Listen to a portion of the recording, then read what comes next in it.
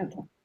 Renee, as the costume designer on Hidden Figures, you were tasked with recreating some period threads, specifically the early 1960s, but as we know, a lot of fashions from the previous decade, the 1950s, were going to carry over into your design. So can you talk a little bit about that? Yes. I think that one of the significant things about researching and doing these 60s threads was that it was really early 60s. It had a very, very specific look to it. It was buttoned up, it was fairly conservative, which is kind of interesting because it was also the beginning of a very tumultuous time. And that contrast just for a costume designer is kind of very interesting. Mm-hmm. But also you have to not just recreate period clothing, but you have to make clothing that is appropriate to the characters in the film. So let's talk a little bit about that, designing clothes for these three women in particular. Yes. Well, I'll start with Catherine. Catherine not only was a math genius and raised three children on her own, she also, we found out, sewed her own clothes, which is just remarkable in and of itself. So there was a liberty there. In fact, when I first visited with Taraji to talk about the character, I brought her some patterns of the time, 1960s dress patterns, which would have been appropriate for her to make for working at NASA. And it really informed the character, and it also gave us a little leeway. I mean, part of what we did as a team was we decided that we were going to have a sort of contemporary look at a time at this period. So there was also, we weren't a slave to the period. We had it accurate, but we weren't slavish to it, if you know what I mean. There was some liberty. There was some freedom taken. Right. Yeah, I remember hearing the director talk about the film at a Q&A recently, and he made mention of that, of wanting to have a contemporary feeling to the film, so that there wasn't that, I guess, distance that you feel when you're watching a period film. Exactly. Exactly. And I hope that worked, because I think, I mean, first of all, this story is both took place, and none of us knew about this story, which is sort of remarkable and always gives me chills when I think, how is it that we never heard about this story? But it's also it feels very contemporary. And so instead of doing something that sort of sticks or is stodgy or is pays more attention to those details, it was about a freedom to tell this story. And so I wanted to contribute that with costumes, and we worked very closely. Mandy, the DP, obviously Ted set the tone, and Wynn, the production designer, so that we were, you know, on board. We were really looking at this like as a piece, and what was that look? And that was created, you know, as a group. And I think that often makes for a fairly cohesive look for a film, I would say. Well, what kind of research did you do in preparation for this? Photographs, other films, what did you do? Well, mainly I did the period research, and we all did, and we all shared. I mean, we had so much research on everything. It's so well documented. There's just unbelievable footage. There's unbelievable array of photographs from the time. It's a very, very well documented time. So research is always so much fun anyway. And in order to see these people and really contextualize these people's lives, you really have to read about what was going on. I mean, there was a war with Russia to get to space. You know, there was a desperation. There was this seeking out the smartest and the best to come in. And so it was kind of interesting going back to that. So there was tons of research. I found myself, you know, we had researchers on, the studio had researchers, every department had researchers, and, you know, albums from NASA, albums from Catherine, you know, personal albums, and we were all sharing that. It was, you know, it's great fun, the research. You know, that's kind of instrumental and also really interesting. Absolutely. And then in terms of your thoughts on color, texture, things like that. What were some of your ideas?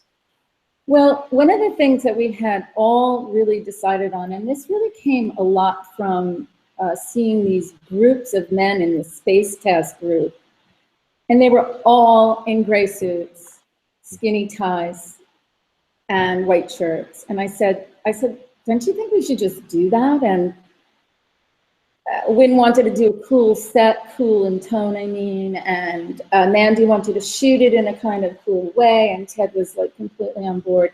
And then we had the opportunity to do these scenes where we saw them outside of work, and the color went warmer, and the textures were more, you know, more textural, I would say, and this richer, warmer color palette where you could see their lives outside of this work environment.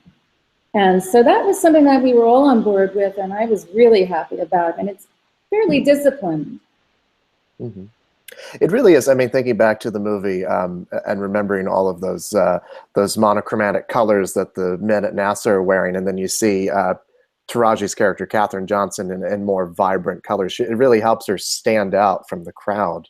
Right. I remember Mandy coming to me, and she goes, "Thank you for sending a jewel into my," you know, obviously she had these scenes that were, you know, extraordinary, but there's also an opportunity to bring that kind of color into a really, you know, monochromatic, almost black and white, you know, set. And she obviously did stick out, and, you know, she was the only woman, she was the only Black woman, and she was the genius. She was like, did it. And so it's fun to be able to sort of frame it that way with the costumes and the sets and the shooting of it. Right. And, you know, costumes are so important in many different ways, particularly in the ways that it informs a character and it helps an actor find their character. Can you talk a little bit about that? Yes. Well, to begin with, the actors were very on board, you know, and I was able to show them all the research, and they were researching and finding their characters as well, obviously, but they all had to go into girdles and very restricted underpinnings of the time. And, you know, it was almost like, you know, a lot of times you hear the cliche of the costume designer saying they put on the shoes and then they found the character in the fitting room. It's obvious, but it's actually also accurate, you know? Yeah. So the girdle was the shoe, you know, metaphor. And I think that there was a pride to the time, there was a stance to the time, and there was a sort of elegance. And so that started with the foundation, and then the shapes of the clothing really contributed, I think, to, you know, their characters, obviously. And they really responded and loved it. I mean, everybody loves being able to go to another time, I think. And costumes not only inform the character, it's the thing you see. When you see somebody walk into a movie, you know, a character walk into a movie, you're informed by what they wear and how they look. It's hugely definitive, really. Mm-hmm. And it defines the period, of course, as well, as we talked about earlier, you know. Exactly. Very much you see kind of the you know, left holdovers from the 1950s, and then you know, right before the big boom of what we know as the 60s comes in with bell bottoms and things like that. I wonder if you... It's so not that. It's so pre bell bottom and burn your bra time. But of course, I mean, the movie does hint at the beginnings of that. I mean, you see sort of the beginnings of the civil rights movement, and obviously this is a story that is about 3 Black women who are able to overcome segregation, well, at least push past it, you know what I mean, in order to do these extraordinary things. Definitely. I mean, I think that they were firstly extraordinary women, and they were recruited. And then I think, you know, part of putting on the costumes, I kept thinking, how is it that Katherine could be that kind of brain and have that kind of head, and then sew these clothes and be a good mother, and just as a character, like thinking about that as a mother, or like, you know, this woman was extraordinary. and is extraordinary. And so, yeah, I think that they were firstly women, they were, or maybe firstly geniuses, and I think that they led with what was right because they knew what they were doing. It's powerful to know what you're doing. So you own that, you know, even if you're in a world where you're told you can't come in here. Not only are you a woman, but you're a Black woman. And, you know, they were segregated to another part of NASA. They were, you know, that's part of the story is, and the women, white women were segregated from the white mathematicians as well. There was a lot of pushing people aside, and they did through their, I think, brains and their sense of what's right, plowed through that. And they needed those women. Those women were instrumental in the space race, you know, getting John Glenn up and down safely. Boom, right there. Absolutely. And like you said, I mean, it's amazing that we'd never heard this story before. Just amazing. I just think that it's, and I saw one of the interviews of one of the actors, I think maybe it was Octavian, she said, you know, how many other stories are out there that we don't know about? You know, but this was pretty gigantic. And I think that telling it, you know, is just, it's been an honor to tell it. I'll tell you, and be part of it, really been. And it's a great credit to Theodore Melfi to bring it to the screen. I wonder if you could talk a bit more about working with him. It's a big step up from his last film in terms of scale and scope and attention to detail. What was that collaboration like? It was great. Ted is great. More is better. Bigger. 2 parades. I mean, we did this for, it's a small picture.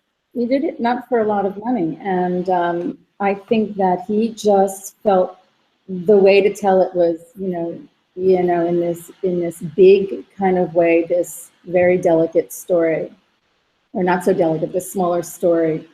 And he's great, you know, as every director, he's great. He was very respectful of all of our departments. He was, I remember I had, you know, a meeting with him, and then I thought I should have another meeting with him and let him know where I am. And he goes, why do you want to have a meeting with me? He goes, you know what you're doing. And so he was very, very positive and very supportive of his people that he chose carefully, and worked together and showed him. And he's terrific. I mean, I can't say anything bad about anybody in the show. And I think, again, you know, working together with the department heads, the cinematographer, the production designer, and the costume designer, when everybody knows what everyone's doing, it makes for a very certain kind of a cohesive look, really.